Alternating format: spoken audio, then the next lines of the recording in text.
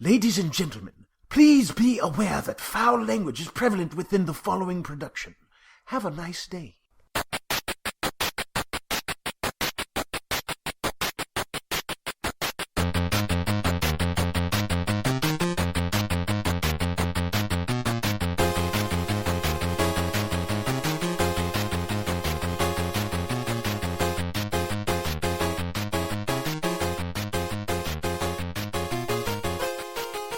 Hey everybody, welcome back to another episode of the Offenders Podcast. As always, I'm Kyle, joined by my co-host, Evan. I don't need to introduce myself. Kyle just did that. Sitting next to me is a man who can introduce himself. Well, this is Shane, and I'm glad you two introduced yourself because I forgot who the hell you were. It's been so long. Yes. It's only been about 7 years. Come on. It has Somebody been a broke while. a mirror. It's been like 1 year for a dog. It's been like... The thing is, it's not that we just weren't going to record, but we always were going to record, and then the world would happen, and it would be like, oh, well, not today, or not this week, or... What are we, the gods of chaos? Zawarudo! Yeah. That's what it makes you think of. We were the gods of chaos, all our own plots, and then someone made creation in the world, and that's why we want to destroy it, so we can go back to making podcasts. That's the plot of the new Dragon Ball Z series. Is it? There are gods of creation that have always shown up, and now there's this god of destruction who, when he woke up, the gods of creation are like, oh shit. And they're like, well, as long as nobody wants to fight him, it should be okay. So the first thing he does is he's like, I hear there's this Super Saiyan god. I want to go find him. And they're like, God damn it. Because like as soon as he shows up with any of the Saiyans, they're just going to want to fight him, and it's just going to be chaos. That actually sounds fun. It is. I'm happy. I mean, it's kind of been goofy to start off with, but you know that kind of kicks back to the old school Dragon Ball, which had the comedic elements to it. But it's been really good. It's only like 4 or 5 episodes in. Hell yeah. I think it's funny because the last episode we did, we were like, hey everybody, we're back. And we just did 1 episode. Now, Yeah. what was that, like 3-4 months ago? Yeah, and that one had a gap between them too. I don't know if it. Yeah. I think this one might have been more. Probably so. I think so. Well, But hey everybody, we're back. we're back, and this time Yeah. we'll try to have a year gap between the next one, so even bigger deal when we come back. Yes. If we keep anybody's doing still it, listening, thank you. each episode will be like a comeback tour. It's Yeah. like, you know, like every episode is like we retire, but then like that's it, that's the last one. We're never doing another one, and then suddenly like we're doing another one, guys. Oh, like that fucking furniture store that's over there on, is it Eisenhower? Where it's always, they're always like, going out of business sale, and then another furniture store mysteriously is always replaced by another furniture store. And then they're open for a few months, and then they have a going out of business sale. Yes, Man. some of that I think though is because of this happens a lot in Macon with one of the local business groups. They'll open up these businesses that will do fucking amazing, and like people will love them, and then they'll just randomly close them, and then 6 months later, almost the exact same thing with a different name opens up there from the same group. And it's because they do that because when you open a new business, you get a tax incentive. But after a certain time, the tax incentive goes away, and then they close it. And then they reopen it as another new business to get the tax incentive again. And they know how people in Macon work, where it's like, oh, there's a new shopping center opening up, or there's a new store. Let's go there, and everybody goes there, and then they go and they don't go to the old ones anymore because now that is passé. Yeah. Yeah. Well, you don't go to the old ones anymore because now that's where the thugs in quotation marks hang out. That's, oh my goodness. Well, so what's everybody been up to? Well, speaking of thugs, I have a bit of a funny story to tell. Okay. My Did you join a gang? No. No. No, I'm a lone wolf. One man gang. One man wolf pack. That's right. So my band played an all-day outdoor festival at this place called Bahama Bob's. I know And, Bahama Bob's. That's out in yeah. the middle of nowhere in a trailer, isn't it? Exactly. So we show up there and we're like, wow, this is a trailer. And just to give the listening audience an idea, it's not just like a trailer that sits there. You like show up and there's a trailer that's decorated like a fucking Jimmy Buffett album. It's got like fucking palm trees and sunglasses and shit. Well, I mean, it's everywhere. got to get the Bahama for Bahama Bob's. Yeah. Otherwise, it would just be Bob's. And, I mean, seriously, why would you go to just this trailer called Bob's? It sounds like a prime place to get maped. And you, yep.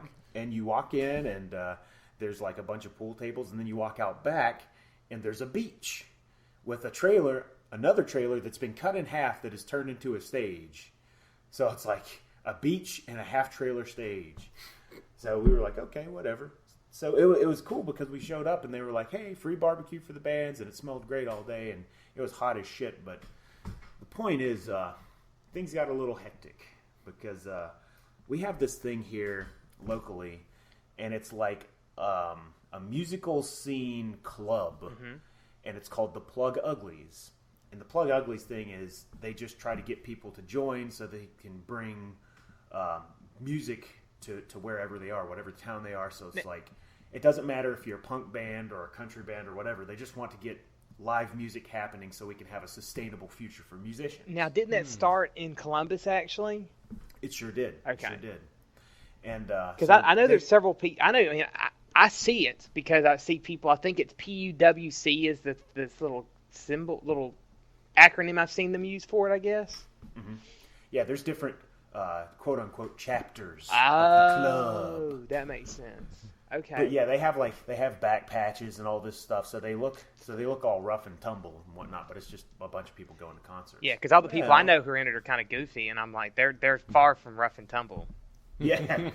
Well, it's funny that happened because as time passed, Outlaws, the biker club Outlaws, started showing up at Bahama Bob's. Oh. Yeah. So everything was going well, you know. There's a real biker club there, and then there's a bunch of kids wearing things that look like they're in a biker club. And none of which own bikes either, right? Not at all. Not even fucking bicycles or scooters. But so I'm sitting on stage literally playing drums. Everything's going fine, and I get off stage and I find out some shit had happened. So I go up and I get the story, and basically what had happened was the littlest guy that was there got cornered, like literally surrounded by like I think it was about 6 outlaws. They're like, "What's that shit you got on your back, boy?" And he's like, "It's called a patch, sir."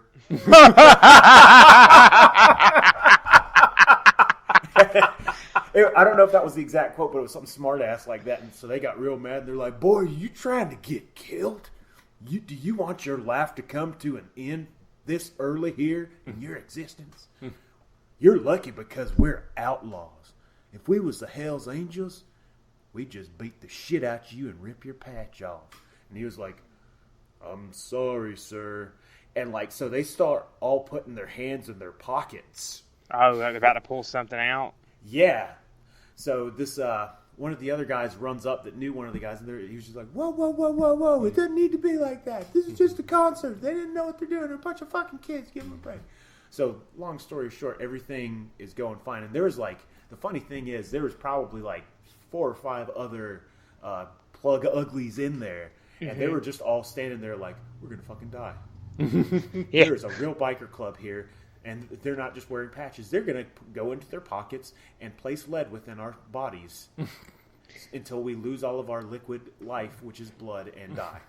Wow. See, this is I kind of heard about this story, and I got another side of it because a friend of mine, he's dating one of the girls who's in the group.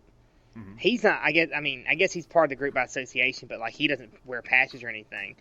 Mm-hmm. And from what he got from it was that somebody showed up there for the show and they see those patches, and they think, oh hey, this is actually outlaw area. I need to call them to let them know. And then that's when the outlaws showed up. Yeah, it was like a different gang. A different gang was there first. Yeah, that's correct. They were like a veterans gang or so. I mean club. I didn't say that. But veterans club was there. Yeah, but so like the thing is that like with the Plug Uglies patches, they don't even look like biker patches.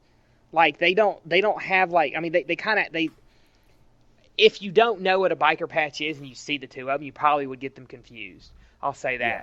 But if you know, like a biker should, they don't have all this stuff on it. Like they don't have like cities and states and all these other little things they have on them. It's similar, but it's not exactly the same. Yeah. I mean, there's someone who's informed should be able to everybody tell. Wears. But it's slightly uniform. Yeah, I don't know. But yeah, I So, heard like, about that, and I was like, oops. This isn't. Is this the group that has their symbol, the Outlaws? Are the ones that have like the freaking knife and the gun crossed in the back? I've seen them at the mall. Yeah. Yeah. They're legit. They're Because I was walking through there and I looked and I was like, oh, it's a biker gang. It's just sitting in the cafeteria at the mall. It was kind of amusing. Even biker And then I gangs looked gotta at the eat. back of them and I was like, club. what the fuck ever. Yeah. The opinions of Shane Tipton are not shared by the rest of the members of the Offenders podcast. I don't really consider them a club. A club is like me going to the fucking pagan club here on campus and like listening to somebody talk about meditation. It's not like everybody dresses the same and wears these symbols so they know we're in the same group and then run around on motorcycles and like act like we fucking own parts of the town. Exactly. That's a gang. You can't walk up to somebody's like, what's that patch you got on your back? This is our territory, and say you're a goddamn club. Yeah, because that's kind of 'Cause what let I've me heard. tell you, Is a freaking territory thought is what that brought them all out there. Was they thought like, who's this fucking gang that's coming out in our territory? And you know they didn't know it was just a bunch of goofy fuckers who are into music. Yeah. And the funny thing was, like, I get off stage and this shit has already happened, so I found out all about it. And like, one of the guys in one of the other bands comes up to Clay, the guitar player in my band, and they go. Clay's off in and it, isn't he? Yes, he is. But you're He not, is. are you? No, I'm Lone Wolf, man. I don't need That's that right. shit. Well, me and Wolfpack. I mean, good to all of them, but I mean, I like to take care of my own business. Yeah. So like, Clay and this guy in another band. Fuck it, I'll say his name because he's my friend Jack from the Rigs, one of my favorite bands in the world. He's like, they're over there, and so Clay's like, hey Jack, you want to go smoke some weed? And Jack's like, of course I want to go smoke some weed. So they go over there and they blaze up, and Clay comes back. He's like, I'm like, what's so funny? He's like, so we're over there smoking weed, and Jack's sitting there. He gets so serious every time he smokes, and he goes like this. He's like, man, I just wanted to tell you, from one plug to the other, I saw the shit firsthand that went down in there. I just wanted to let you know, when I saw them go in their fucking pockets, I knew I didn't have your back anymore.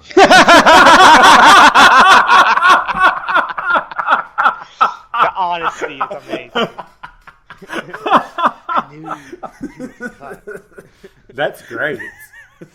That's some honesty right there. That was like the best thing I heard that whole day. That's awesome. But it's so funny because it's just like, again, I don't understand the whole thing. Like, I understand the reason behind it, but I don't agree with the politics of how it's run and just like the whole gangs and clubs and things. Because it's like, I'm straight edge, but I'm not like one of those guys who's like in a crew or whatever. It's just like my way of life. Yeah, it's a philosophy. it's so lifestyle. It's so amazing that people get groups around not doing things. Why don't you just, I mean, it's just, I understand that community is important, but you don't need to, like, especially the people that join this thing because it looks like a gang or it makes them feel like they're in a gang. It just doesn't make any sense. It's like you should learn to be able to be, you should sustain yourself. You should be able to live on your own. That reminds me of like, so I've been kind of getting into some fitness stuff and running and stuff like that, and like you kind of meet people through doing that. Mm-hmm. Some people take that shit way too fucking serious. CrossFit. Well, CrossFit is like, I don't even know. I watched some CrossFit like competitions on TV, and I was like, how do these people not kill themselves? Like watching them, the way they lift weights and stuff, made my back hurt from when I had back surgery. I was like, oh my God, I'm feeling the pains back there just by watching these people. But like, I was talking with someone last night about this, and she's done cycling for a long time, and she's like, I am really into it. Like, I am all about all this stuff with it. She's like, but there are some people who make me look like I'm casual. She's like, they're so into it. It's like they live and breathe cycling. Everything they do is based on getting on their bike and riding to the next place. Not like, I don't mean like a motorcycle. I mean like a fucking bicycle. Man, I don't. Like, how hardcore do you have to be? Imagine like if you started a bicycle gang and you had patches and shit. Dude, there's some people that do that, man. They like trick out their bikes and shit. Yeah. Oh, That'd be that awesome. would be hilarious. Man, I have a question because since you brought up the whole fitness thing. Yeah. How far are you into? Are you still doing DDP yoga? So I kind of had to stop, but the reason I had to stop was because like DDP yoga. All right, so for those of you who don't know, Diamond Dallas Page is a wrestler, and he has this yoga routine that he's created, and it's really good. And it's a lot of like isometric type work where it's like, I think he even says in some of the videos, he's like, I haven't lifted weights in like 3 or 4 years, but he's still, solid looking, and it's because all this isometric work and stuff he does. Well, the problem with a lot of his yoga is that like there's a lot of really quick and sudden bending moves and jumping up. I still have nerve problems. I can't do it. Oh, I got you. So I do yoga, but I don't do his. There's my physical therapist here was a yoga trainer, and he found videos of a guy who he learned from, and it's a lot more like slow moving and just getting into positions and making sure you're doing them right. But I did like 2 weeks or 2.5 weeks of the DDP yoga. Dude, I'm just now starting. I think it's week 3 because I've been doing Fat Burner for the past 2 weeks. That shit is ridiculous. Yes, it is. Fat Burner is the one I was doing. Let me just tell you guys, if you haven't done it, one of my favorite / least favorite things is the push-up, because what you do is you hold yourself up in like a plank position for 3 seconds, you lower down for 3 seconds, you hold it for 3 seconds, and then you push back up into the plank for another 3 seconds. Mm-hmm. If you only do that like twice, you're good. But in the Fat Burner one, you do it like 10 times. So by the last one, you're just like, God damn, I can't do it. Your arms are like jelly, and you're just shaking. You're just like, oh my God, I'm just going to fall flat on my fucking face and die right here. And a pull of my sweat. Like DDP turns into like Mars, like the god of war, on that last push-up. He's like, you've got this! And I'm like, I believe in myself! Yeah. You're just like pulling everything that you had to get out there, and it's like, he's so awesome. If he wasn't there, I'd probably have given up. But man, he's like really good at motivating. Yeah. See, I forgot, I have a funny story about this too. Oh, go ahead. I was just no, go ahead with your story. So when I initially ordered this, because I wanted to do I've been going through a lot of changes in my life, so I wanted to do some new things to fill the time that I got, and so I ordered DDP yoga, and I was thumbing through it, and I was looking through the book, and it's just like, get ready for the most intense workout that you have ever faced in your life. So I'm thinking, fuck yeah, this is gonna be great. So I keep thumbing through, and it's like, you're gonna be sweating, you're gonna be swearing, but you're gonna see the fat melt off of you. And I'm like, you're goddamn right, DDP. I'm gonna diamond cutter the fuck out of my life, and I'm gonna be awesome. So I get to the next page, and it's talking about diet stuff, and it's like, get ready to delete Pizza Hut and Burger King from your friends list. And I went, fuck this shit, and I threw the book all the way across. That is not an exaggeration. I actually said that out loud and threw the book. So I've had this discussion with people too. Like I've been doing a lot of stuff. I mean, I've lost like 25 pounds in the last 2 months. So way to go, man. I'm doing this. I'm doing simple yoga stuff. I'm doing C to 5K, which is the couch to 5K. Yeah, good job. I'm on week 7. Just finished it today. 2.5 mile run, which wasn't as horrible as it could have been since it was only 70 degrees this morning. Good job. But I tell people the food stuff, and I tried all these different diets. The problem with them is that if they're not sustainable for long term, you're not going to do it. You're going to get to a point, you're all going to lose weight, but you're going to get to a point where it's like, I'm tired of just eating celery. Yeah. And the first time a pizza shows up, you're going to eat 5 of them. And then you're going to feel bad, and then it's just game over, and you've just wasted all of it. So, like, I tell somebody, like, last night, I ate, I've been eating fairly healthy during the week. We went out somewhere, and somebody's like, let's go get milkshakes. All right. So I went and had a milkshake. I was like, that just means I know tomorrow I'm just going to need to ramp it up. I'll have to do the 5K or do the running, and I'll have to do some yoga. But that's okay. It's still progress. Because I see people they try to do, all right, I'm going to start exercising. I'm going to start eating healthy. I'm going to start doing all this stuff at once. No. It lasts, if they're really good, it'll last a month. Yeah, usually I found for me, like, the best thing to do is, like, do one at a time. Like, all right, I'm going to start eating healthy. I've got that down. Now I'm going to start running. All right, I've got that down. So then I'm going to start doing yoga. Got that down. The next step is then I'm going to start going and doing more, like, muscle, related exercise stuff.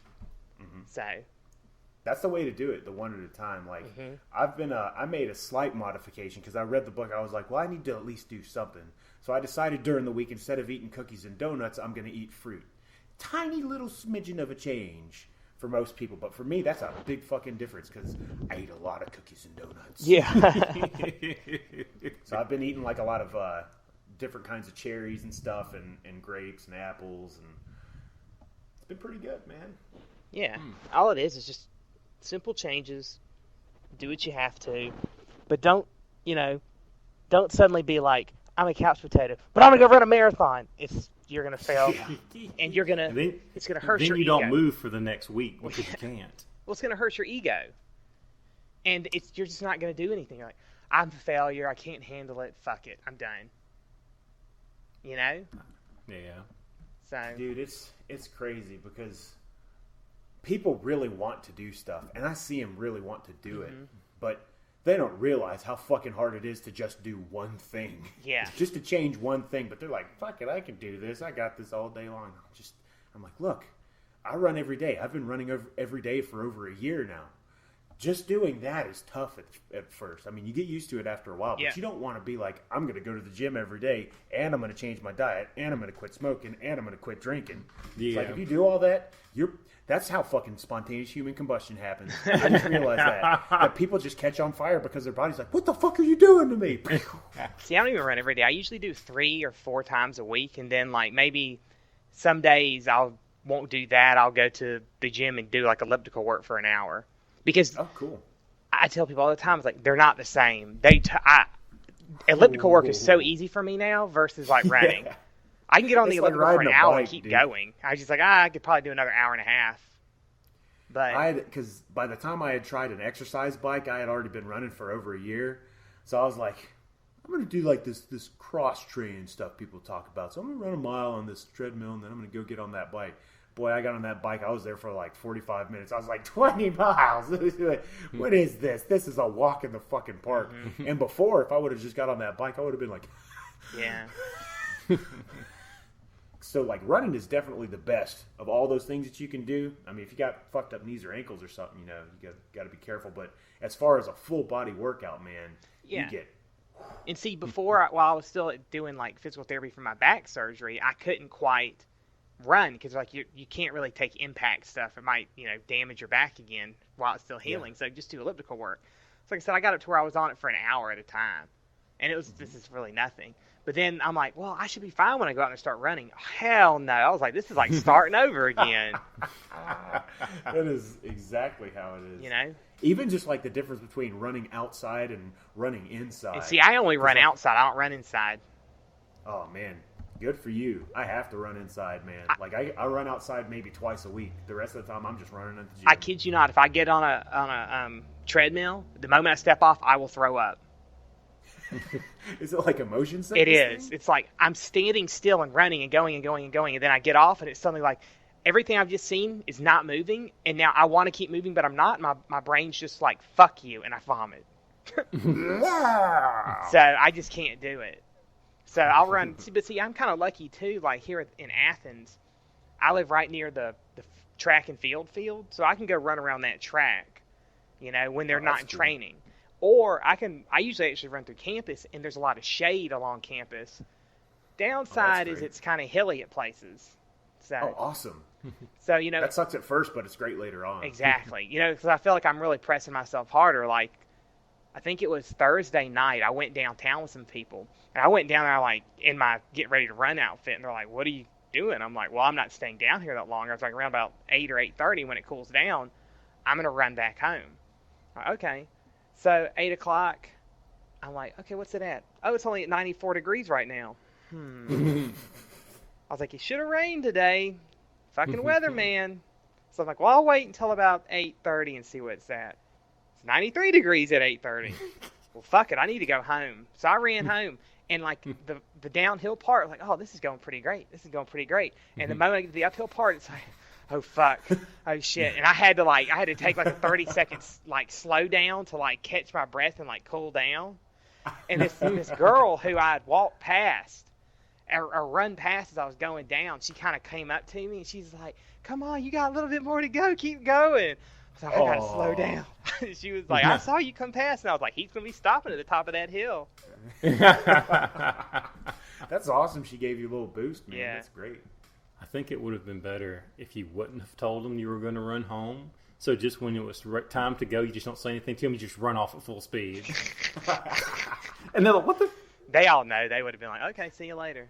It's funny, though, because like, we went and ate, and then everybody else left, and it was just me. And I'm like, well, I can't go running right after eating because I will get horribly ill. And so I'm like, I'm just going to go sit back down at the coffee shop / pub and get something to drink, which I did not have booze. I'm smarter than that. I didn't drink booze and then go running. Yeah, that would have been great. You're like, oh God, could you imagine how great of a YouTube that video would be? Drunk running, just drunk walking. Wow. But well, I wasn't even thinking like that. Like, I'm not gonna get drunk anyways. But like, I was like, I'm not gonna go running after I've had like a drink that dehydrates me. When it's like 94 degrees, feels like 99 because the humidity's so high. And it jacks your body temperature up another 20 degrees when you go running, so it actually feels like 120 degrees to you. So, but on a related note, Shane and I used to, we both lived through the horrible mistake known as the, it's hot, let's go get a chocolate milk. I love milk, but not when it's hot. That's disgusting. Dude, that's like the worst thing that you can do. But you know that actually doesn't bother me anymore. You grew up, man. I did. You finally grew up. I can handle the heat and the chocolate milk. See, Shane said but you know what you could get even back then? He's a real goal setter. You know, you know something that you could always do? Get a Yoo-hoo, because it's actually chocolate water. Chocolate water, yeah. A little bit of seaweed in it. What? Yeah, it's got kelp in it. I didn't know that. I used to. It's where some of the vitamins and minerals come from. Oh, that's interesting. Yeah. Yeah, I used to drink Yoo-hoos when I was a kid. I used to drink it before they put the fucking fake sugar in it. Now it tastes like shit. Well, that's everything. I'm glad I haven't got another one then, because there's nothing worse than that. Man, they put it in everything. Like, juicy fruit used to just be sugar. Now it's got all the fake sugar in it. Well, that shit must be, like, super cheap, and that's why they put it in everything. It is, because it's all based from corn, and there's so much corn, they can just make it dirt cheap. Fucking assholes. I know. Agreed. So, Evan, how far do you run every day when you run? It depends on... I've got... this is not an exaggeration. I've got about 9 or 10 different tracks that I run. Yeah.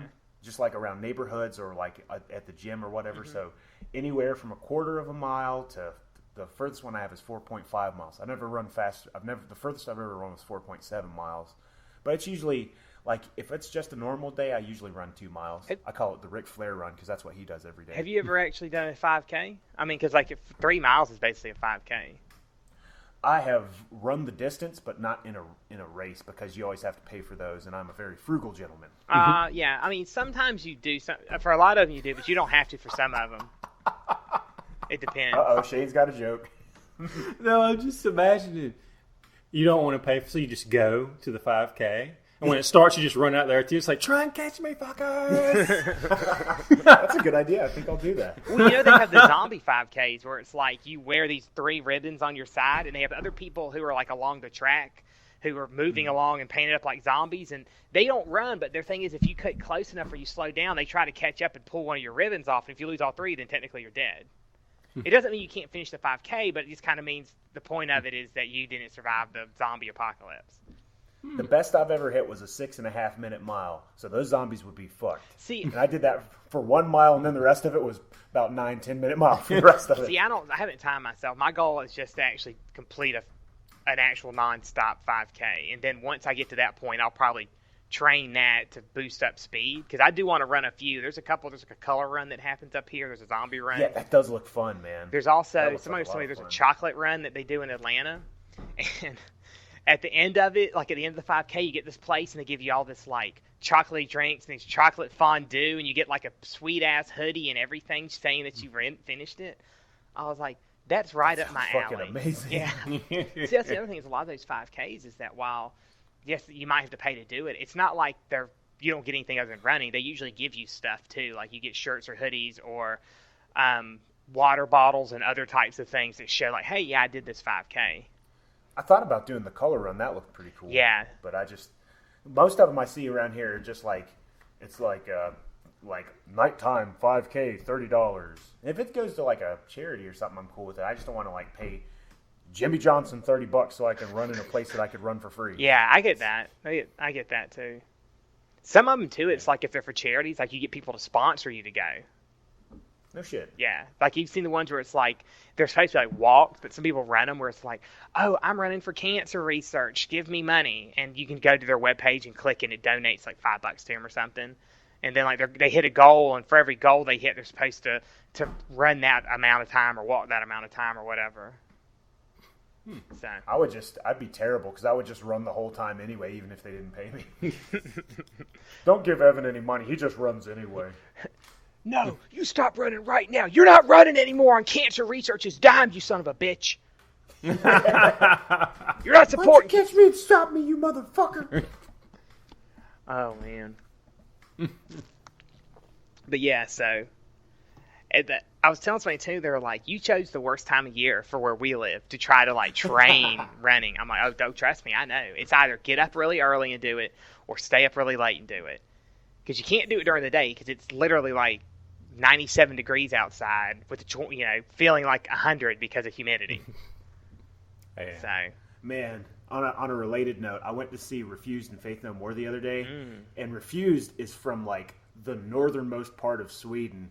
So like between the songs, they're like, we are potato farmers from Sweden. We have never experienced weather like this before in our lives.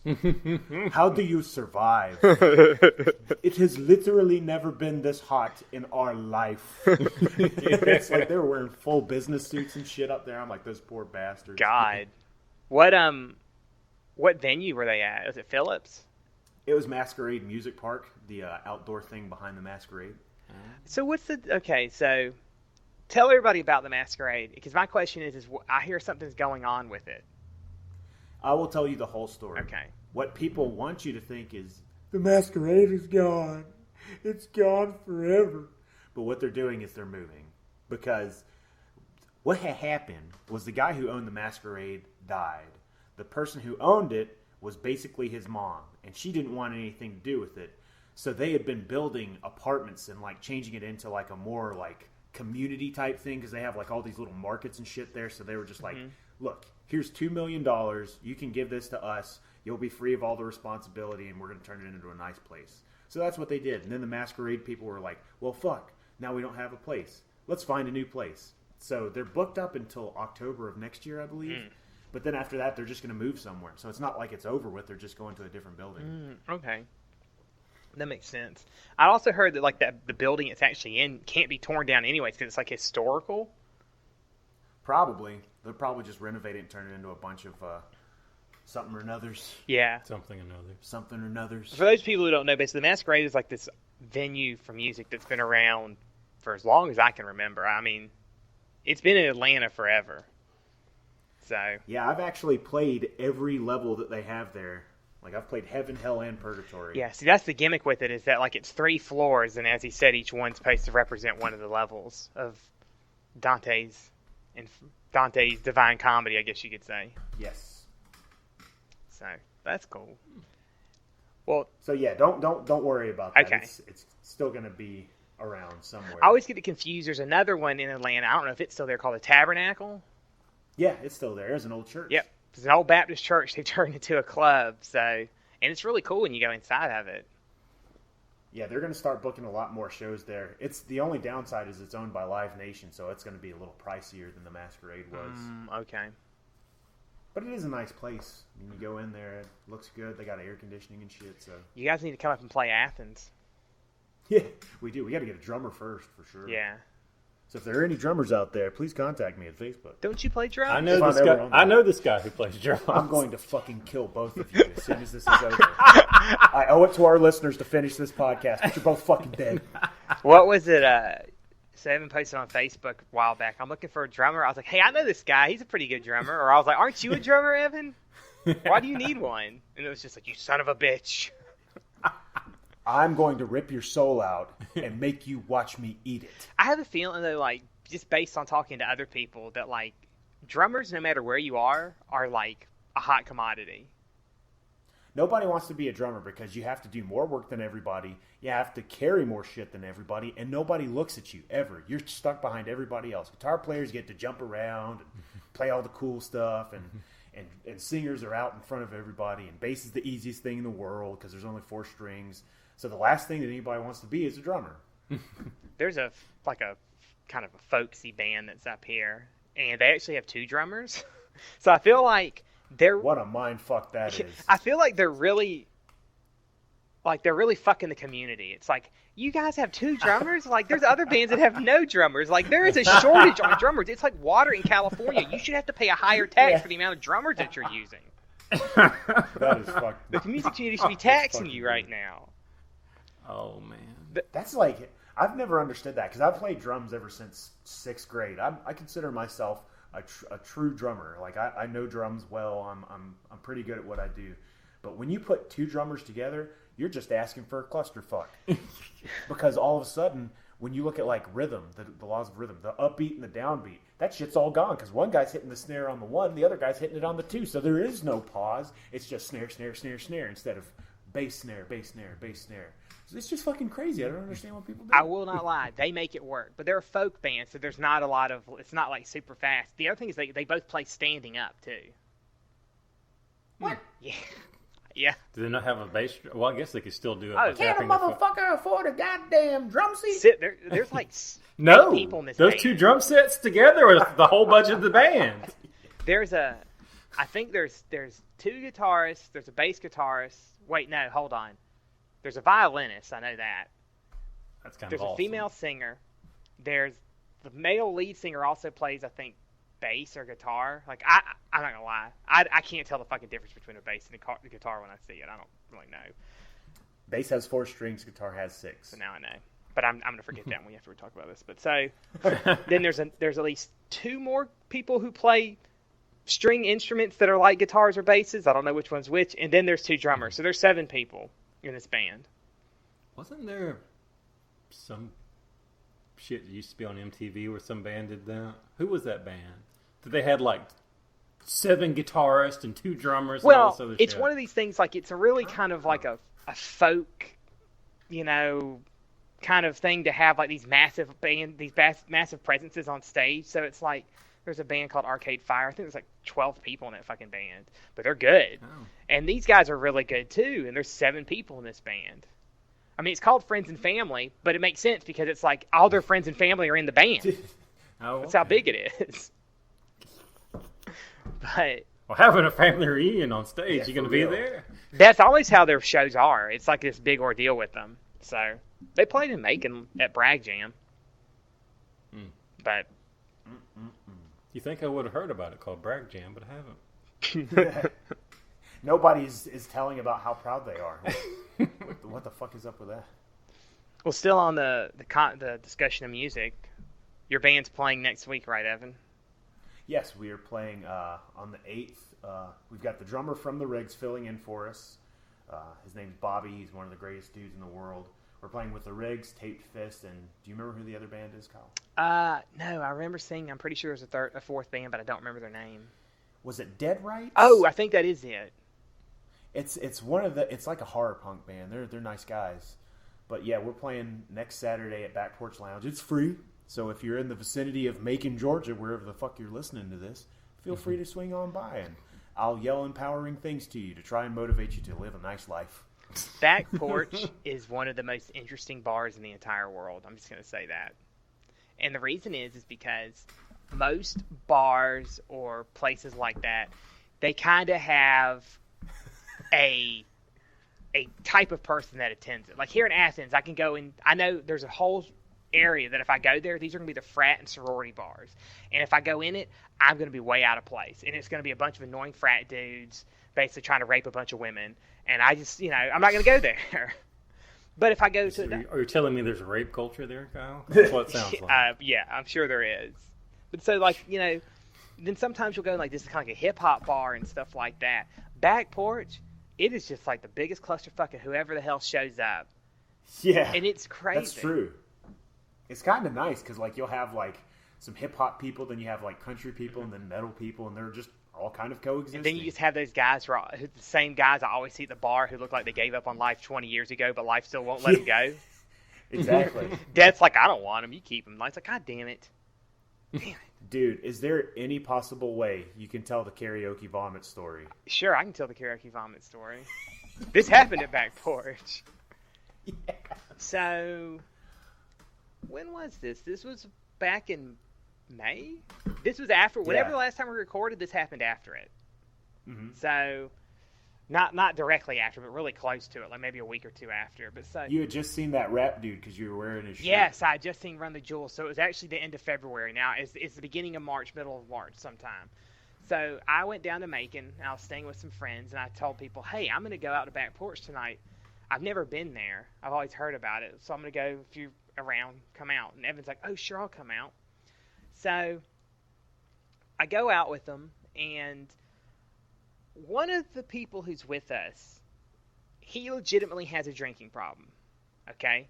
And I can talk about this guy a little bit more after this, about the drinking problem. Maybe the discussion of his drinking problem will help other people who not necessarily have drinking problems but have problems and realize things. But anyways, so we're sitting there and like, this guy's the kind of person where it's not just, let me have a beer. It's give me a shot of whiskey with every beer I get. I wake up at 10 a.m. Well, I start my day with a shot of whiskey. That's the level that we're talking about. That's not an exaggeration. No. I witnessed this in person many times. And that's not. I know he does that because I've been at the house when he does this. You know, wakes up at noon. We're about to go get lunch. He's already drunk because he's been drinking since he woke up at 10 a.m. Hell, he might still be drunk from the night before, and he's never wore off. He's just riding it out. So we're at back porch. I get up. I sing some song at karaoke, and I go sit down, and he's sitting next to me. And another friend of mine sitting across from me, and then Evan's sitting on the other side of me. And I'm talking to Evan. I'm looking over at Evan, blah, blah, blah, talking. Because I haven't seen Evan personally in a while. We always talk over this or Facebook Messenger or something. And Evan just so calmly is like, vomit to your left. I'm like, what? And I look over. And sure enough, the guy's just like vomiting. And when I say vomiting, the thing with him is when he throws up, you know, some people are like, ugh, they just throw up. It's projectile, and it's just like his whole body, it's like all his muscles just tense, and it's just like, and they just propel it all out in one shot. And I just have to add this really quick. What Kyle just said is true, but it was such, I don't know if this is the right word, a dichotomy, because it was a paradox. Okay, it's a paradox. Because, like, you see this unbelievable wave of vomit of who knows what ingredients. But the way he's sitting, he has his you can't see this, but his chin is like resting between both his hands, like he's thinking about his high school sweetheart. And he's just as relaxed as the day is fucking long, staring ahead of himself, then all of a sudden, I think what part of it was he was putting his hands over his face because he was going to try to catch it. Oh, and the problem that's a drunken idea. Yeah, and the problem is that he's trying to catch it and it's coming out like a fire hose. And you know how you have a hose and you try to put your hand over it? What happens? It just sprays out further through the fingers, and that's what happened. And it got on his roommate. Oh, yeah. Like ridiculously bad. The poor person. Yeah, she was pissed. I just have to say that. It didn't really get on me, thank God, because I would have been fairly irritated. But it resulted in the first discussion of his drinking problem, and it resulted in the next day his other roommates, when they were told about it, basically all the alcohol in the house they then took and put somewhere where he couldn't just get it. Because that's the other thing he would do is he would walk in and, like, if he's already been drinking at night, and he's like, let me make a drink. So he makes another drink when he gets home. Well, he runs out of what he's drinking, so he just drinks what else is there. So he's drinking everybody else's stuff. So they're like, we'll limit that by taking it away from him. So he at least has to realize how much money he's spending on his own stuff, and he can't drink all ours. I have to point this out. As soon as he was done vomiting, like, his significant other was like, he was just sitting there throwing up, and his significant other was cleaning up and everything. And as soon as he got done, he stood up and went and got another shot. Oh, I didn't see that, because I think at that moment I was just like in shock. Because I saw him, and he had like wiped his mouth off, and he just started drinking a beer, and he went, woo! And yeah, I do remember that. You do? I remember the woo like, right afterwards. And I said, God damn, that is a fucking drinking problem. I have another story about him. That's prior to this. This is him and his roommate who he threw up on had come to visit me in Athens about a little over a year and a half ago, I think now. Maybe, yeah, a year and a half ago or two. They came to visit me because there was a band playing up here. Or actually, a bunch of bands were playing at the 40 Watt and they wanted to see. And so, we had literally been drinking since 2 o'clock. But if I'm day drinking like that, I pace my fucking self. It's not a sprint. It is a marathon. You don't like, I'm going to be drinking until 1 in the morning. Give me 17 beers right now. I got to get this shit down and get it started. It's I'm going to have a cocktail and I'm going to sip this for an hour. And I'm going to drink this and sip this for an hour. Like, at no point in that day, even though all I had was alcohol and water, was I really buzzed. I was good. He, though, once again, it was let me get a PBR and let me get a shot of whiskey. Let me get a PBR, let me get a shot of whiskey. Everywhere we went. So we get back to my apartment that night, and on the way back, like, me and her, like, we'd left the show early because we wanted to go eat at this diner that's in downtown. Yeah, that place is Yeah, good. the grill, it's great. And it's really great late-night drunk food. But so we were there, and we were like, let's go back, because this is also during the semester, and up here during the semester, shit is fucking crazy. And she's like, I'm Brett, I'm done with this. I don't want to be out anymore. I'm like, yeah, let's go get him. And so on the way back, he's like, hey, can we stop and can I get some food? No, yeah, we'll stop at the Taco Bell. Stop at the Taco Bell and get back to my apartment. He's like, what do you got to drink? I got water and milk. Because, see, I don't keep alcohol in my apartment. Hell yeah. And part of it's because if it's here, I'm just going to drink it. It's a moderation thing. If it's not here, I have to go out to drink it, and I watch how much money I spend on it, and it's more of a social thing at that time. So I give him a milk. Well done. What was that? I said, well done. So I give him a glass of milk. He goes to pick it up and just drops it on the floor. I'm like, no problem, clean it up. I give him another one. Goes to pick it up, drops it on the fucking floor. I'm like, all right, are you sure you can handle this? He's like, I don't know, man, your glasses are shaped funny. I'm like, they're shaped like a fucking glass. They're not shaped funny. He didn't spill the third one.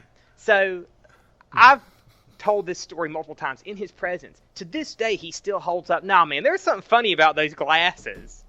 It's like, it's just because you're drunk and meat mitts couldn't hold on to them doesn't mean those glasses were fucking shaped funny. Oh, But man. That's like when you take somebody to the bowling alley and they're like, yeah, I would have got that, but the lane was crooked. My dad used to say that shit all the time. It made me laugh so much. The lane's crooked. They didn't wax it right. So now, the follow-up to his drinking, after they moved all the alcohol away, and they kind of had a come-to-Jesus talk with him, he did get a little bit better. He cut back. 2 to 3 weeks ago, though, he's in... Is it one of those weird situations? So he's actually learning to become a counselor to help people in relationship problems. So he's not like a dependency counselor who's for people who maybe have drinking problems.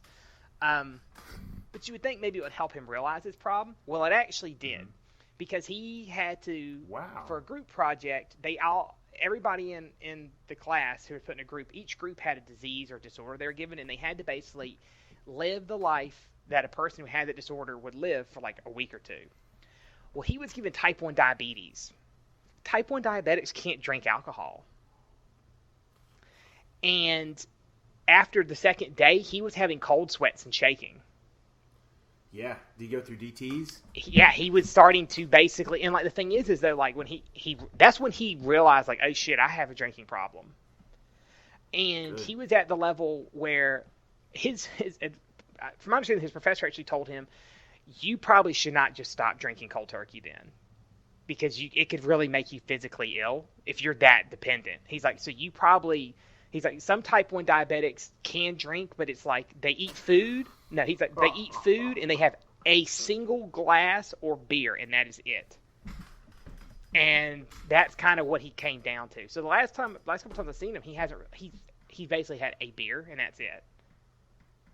Now I'm thinking, this is just me being an asshole, that for the rest of his life he's going to have that professor in his head, and that professor's just going to be like, well, there are certain occasions when type 1 diabetics can have 2 beers as long as they're eating chocolate cake.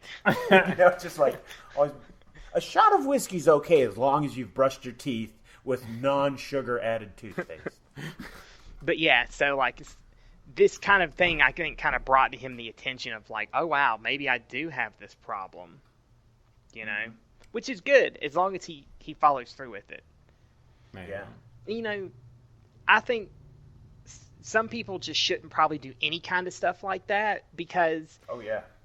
it's a willpower and a moderation issue, and some people just use it as this is an escapism. I'm avoiding a situation by doing this. That's exactly why I don't do it, because everybody in my family had that problem. So that's why I just don't touch it. I mean, fuck, I have a hard enough time not eating cookies. You know what I mean? Yeah. See me. Imagine how serious it would be if that happened. See me. That's not my view of it is. I make enough stupid decisions when my brain works like it's supposed to. I don't want to fuck it up even more. Yeah. See, I'm always like, We're responsible adults. you know, I think I've, in the last couple months, because I haven't really been I hadn't had to have too many responsibilities since the summer, but I can think of 2 times where I got kind of messed up, and then the next day I felt horrible. One of which, though, I think it was a combination of dehydration and heat exhaustion, because, like, I've never been hungover to the point where I'm so dizzy I can't stand. And I also think it was like, oh man, oh God, here goes the story. So anyways, I drink. So the thing about me up here is like, if we go get sushi, I have sake. I'm like, I want sake. I like it a lot. So the joke is, it's like, if I'm drinking sake, it's like Kyle's going to get fucked up. Or it's like, he's going to start talking about Nazis again. Because at some point I had sake and I got in a discussion about Nazis. I don't know what I said about them, but it brought everybody, so that's what they remember. So this night I drink, but I had stopped drinking at like 9 o'clock, and then somebody's like, let's go smoke hookah. I'm like, yeah, that's fine. I like doing that. So we smoked hookah. I got a wild hair in my ass, and I'm like, you know what? I used to smoke clove cigarettes. Let me get a pack of cloves. We were at the smoking place. All right. So the problem is I think it's like 97 degrees. We have to walk back across campus to get to somebody's car. And I smoked a clove in probably less than 3 minutes. And so as we're walking back, I'm doing fine. I'm not really even drunk at this point because I haven't drinking for like 2 hours. And the other thing is I wasn't drinking any water, which is a big no-no. Halfway back, I start getting super dizzy. I'm like, okay. I get back to the car, and in the car, I'm like, don't throw up in this person's car.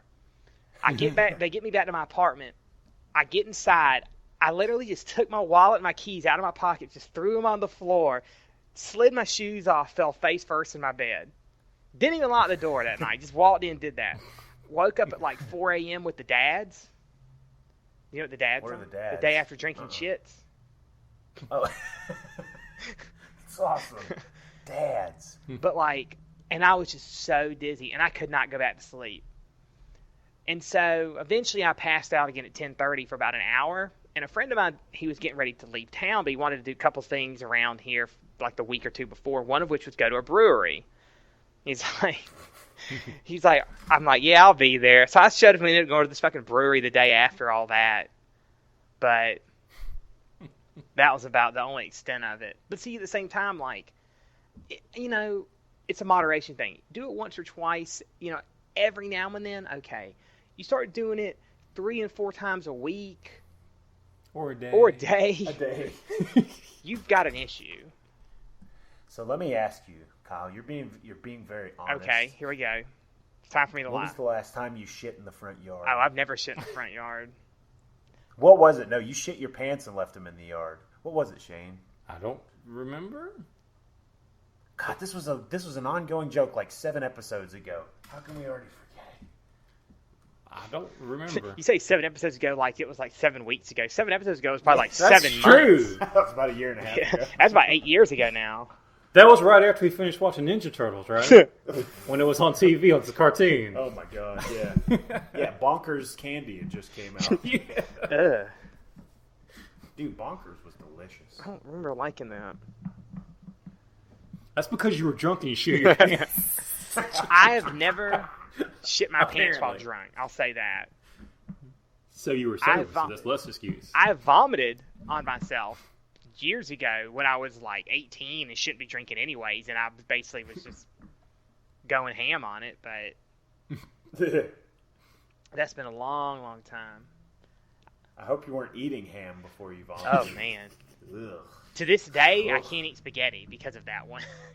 It wasn't anything. I just got sick after eating spaghetti, and like that's the taste I still remember in my mouth when I throw up. So I can't eat spaghetti really.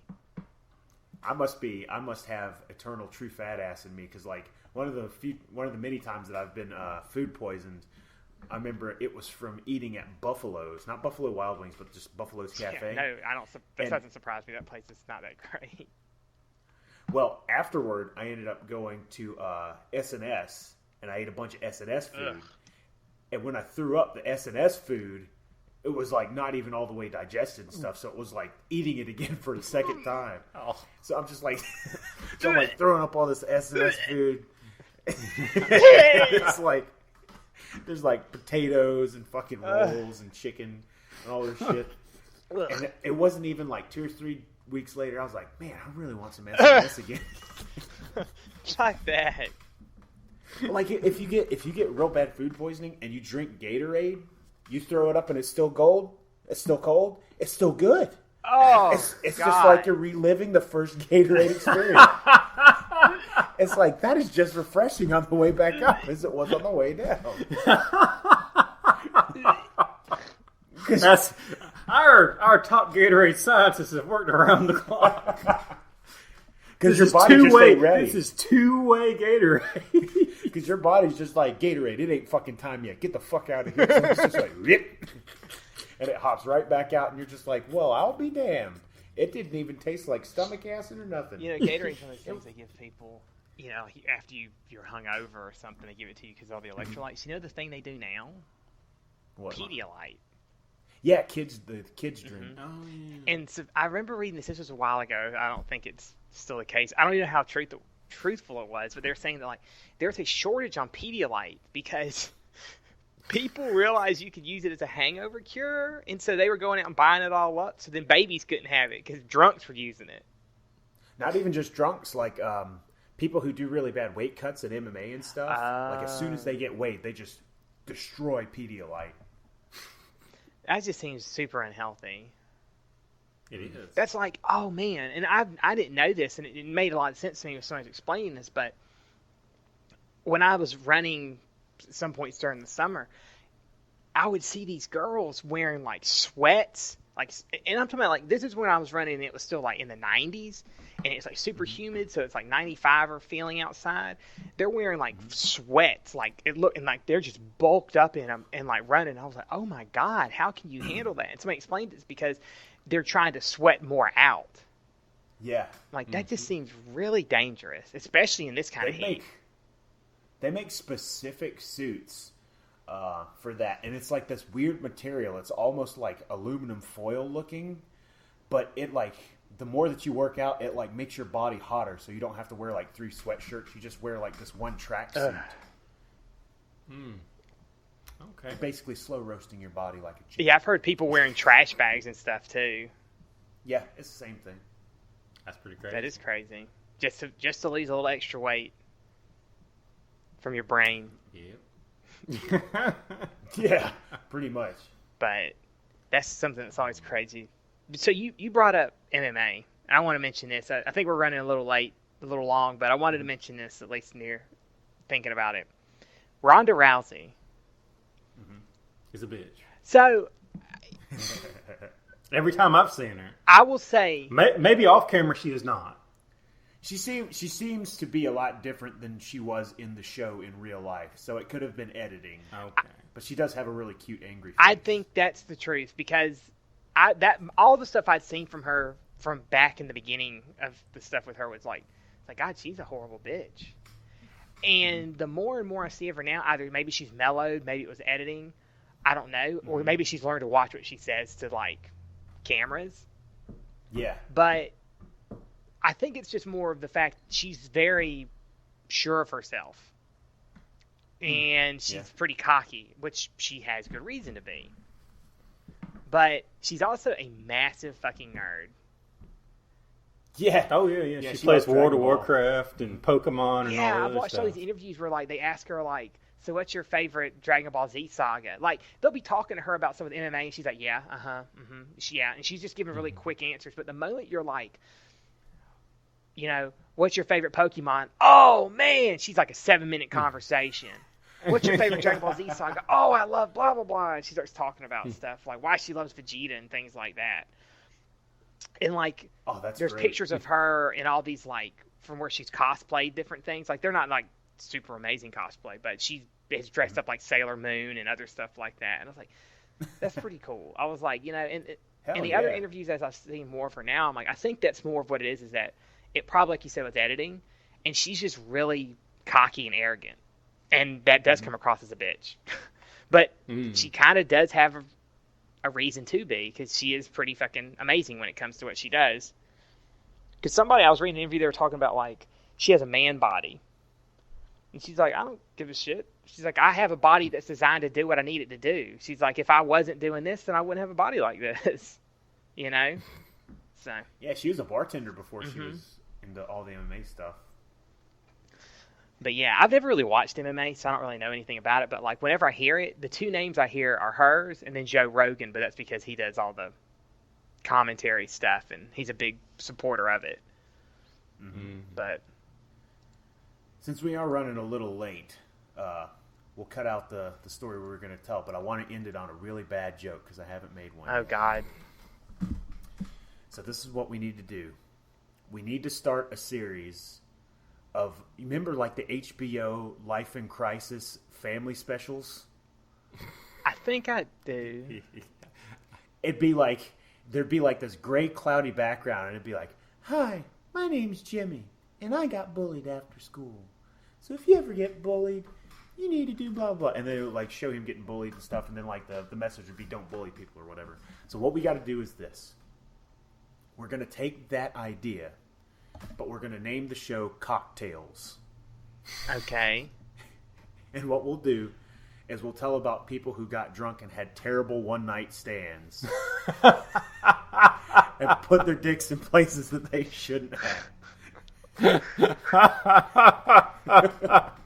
But see, it doesn't necessarily have to be just guys. It could be women too, like who've had dicks in them where that they shouldn't have. Yes. It still works. My name is Susie, and this is my cocktail. You know what this reminds me of is like Taxi Cab Confessionals. Do you remember that show? Man, that was a great show. I remember there was one where this woman started lactating in the back seat, and I was like, what the fuck is going on in this show? I don't remember that one. Okay, though. Yeah, they still play that. They still play that and Real Sex and all this other stuff. Wow. It's so funny. They will rerun Real Sex from like 1995, so it's like all VHS quality, and you'll see people wearing like Jinkos and shit. And that's great. Jinkos. OMG. I'm pretty sure that those doubled as parachutes if you jumped out of a plane. I remember they also doubled as a way of stealing things easy. That's what a friend of mine used to use them for. He would have them, and they're so long. All right, for people who don't know, which I think most of our viewers are old enough to remember these. If you're not, I'm about to educate you. Jinkos were these jeans, and like they had flare legs at the bottom, but not like a little flare. I mean, like to the point where it's like usually the bottoms of one pants leg were about as big around as the waist. And some of them weren't even just like the bottom; they were like straight up Hakama style pants. Yeah.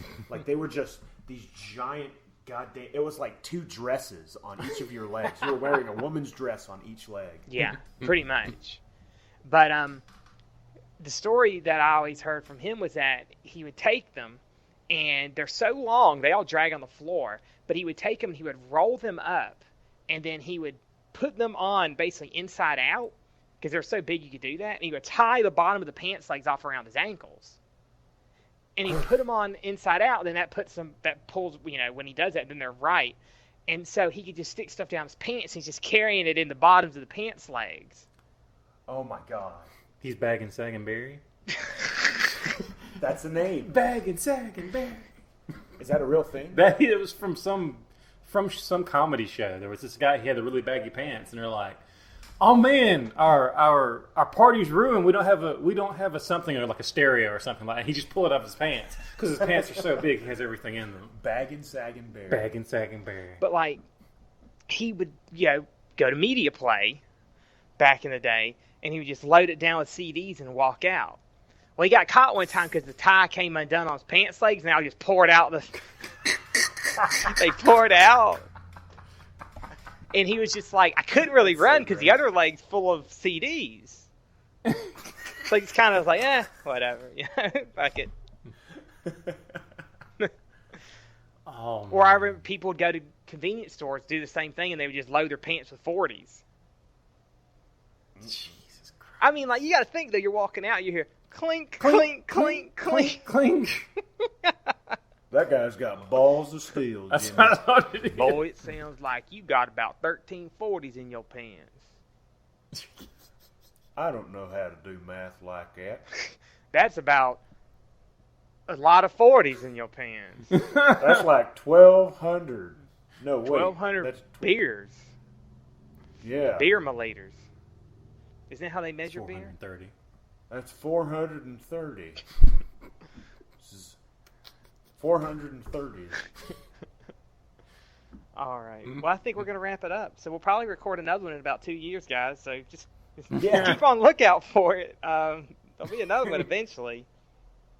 One thing, because I really don't know if we'll record another one before that. Dragon Con, Evan, are you going? Yes, I will be there either Friday or Sunday. Friday or Sunday. Or both. But you're not going to be there Saturday. No, I have to marry the bass player for the Rigs to his girlfriend. Okay.